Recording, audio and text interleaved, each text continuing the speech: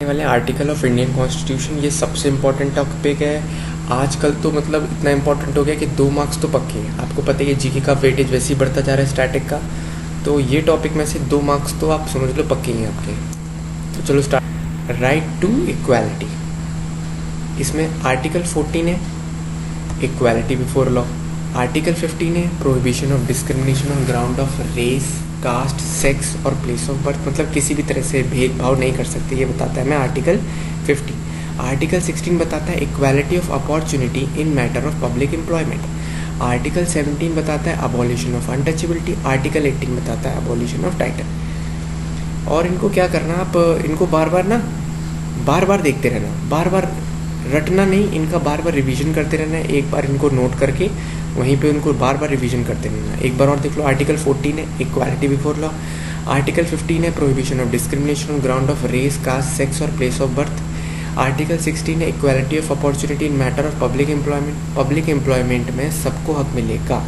Article 17 है abolition of untouchability, छूतछात नहीं मनाई हो सकती है। आर्टिकल 18 है abolition of titles. Right to freedom, इसके अंदर आते हैं आर्टिकल 19 में protection of certain rights regarding freedom of speech. Article 21 में है protection of life and personal liability.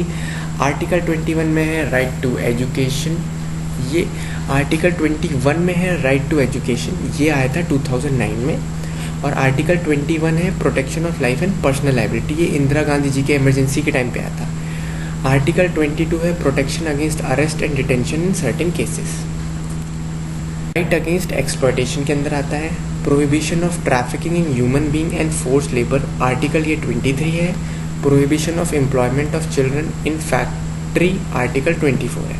तो इनमें कंफ्यूज मत होना, इसकी ये ट्रिक है कि 24 घंटे बच्चों को काम कराते हैं, एम्प्लॉयमेंट ऑफ चिल्ड्रन 24 घंटे, तो 24 से हो गया।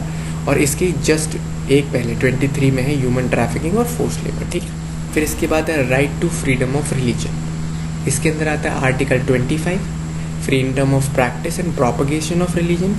Article 27 freedom of tax payment in matter of freedom from tax payment in matter of religion.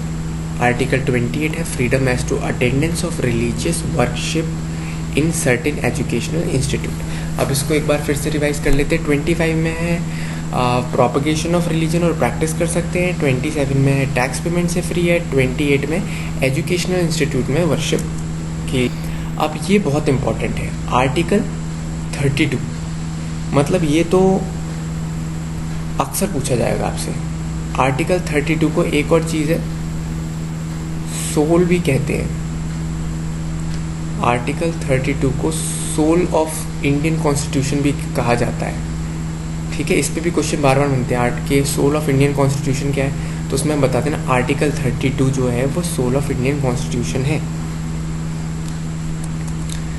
Article 40 organisation of village panchayat. Article 45 provision for early childhood care and education to children below the age of 6 year. एक है article 21A जिसमें elementary compulsory education नहीं है जो 2009 में, उसको इससे confuse मत करना, इसमें है below the age of 6 year, ठीक है।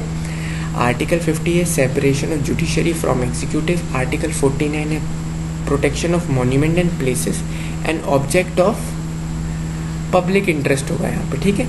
मॉन्यूमेंट्स वगैरह को हमें प्रोटेक्ट करना है, ये हमें आर्टिकल 49 बताता है। पार्ट 4 है फंडामेंटल ड्यूटीज, इसमें आता है article 52 the president of India, article 61 impeachment of president, article 63 the Vice President of India, Article 64 Vice President to be the ex officio Chairman of the Council of State, Article 76 Attorney General of India, 79 Constitution of Parliament। एक बार और फिर से देख लेते हैं। Part 5 बहुत important है, इससे क्वेश्चन अक्सर आ जाते हैं। आर्टिकल 52 में क्या है, प्रेसिडेंट ऑफ इंडिया। 61 में क्या है, इम्पीचमेंट ऑफ प्रेसिडेंट। 63 में क्या है, वाइस प्रेसिडेंट ऑफ इंडिया। 64 में क्या है कि वाइस प्रेसिडेंट जो एक्स ऑफिशियो चेयरमैन है। 76 क्या है, अटॉर्नी जनरल है। 79 क्या है, कॉन्स्टिट्यूशन ऑफ पार्लियामेंट। अब देखना 79 के बाद 80, 81 राज्यसभा और लोकसभा आ जाते हैं।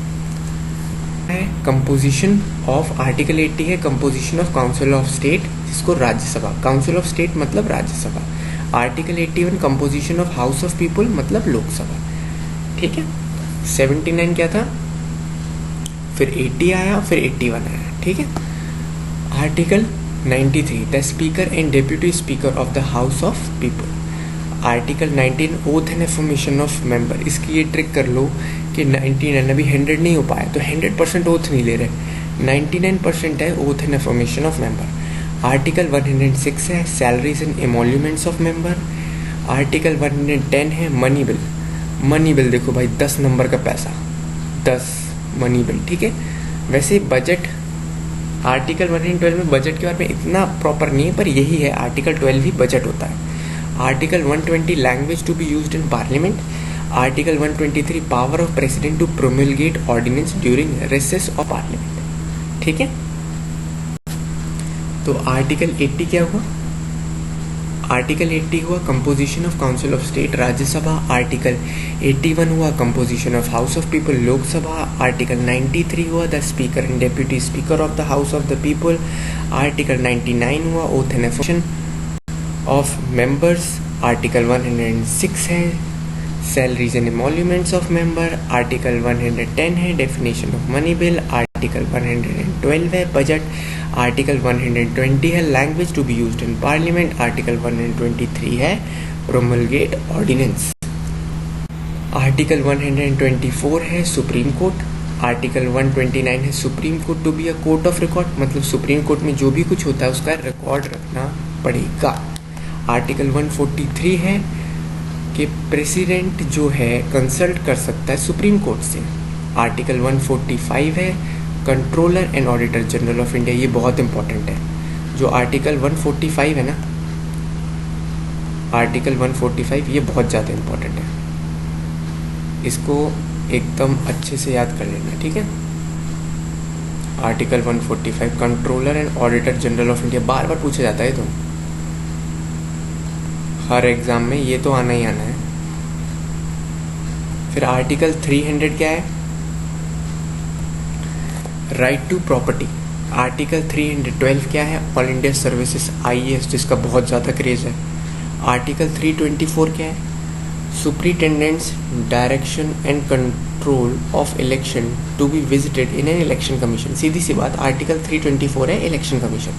और आर्टिकल 368 भाई ये भी बहुत इंपॉर्टेंट है, बार बार आता है, बार बार। आर्टिकल 368 बिल्कुल, इसको तो एकदम दिमाग में ही होना चाहिए आपके। आर्टिकल 368 अमेंडमेंट ऑफ कॉन्स्टिट्यूशन, मतलब कॉन्स्टिट्यूशनल अमेंडमेंट्स भी है। फिर इसके बाद एक नेक्स्ट टॉपिक, वो पूरा मतलब कॉन्स्टिट्यूशनल अमेंडमेंट वाला पूरा टॉपिक आर्टिकल 368 से आता है, ठीक है। उम्मीद करता हूँ आपको यार पसंद आया होगा वीडियो, और लाइक शेयर कर देना, सब्सक्राइब कर देना।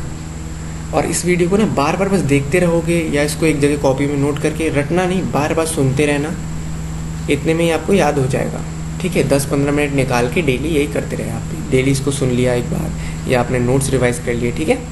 ठीक है, चलो, ओके।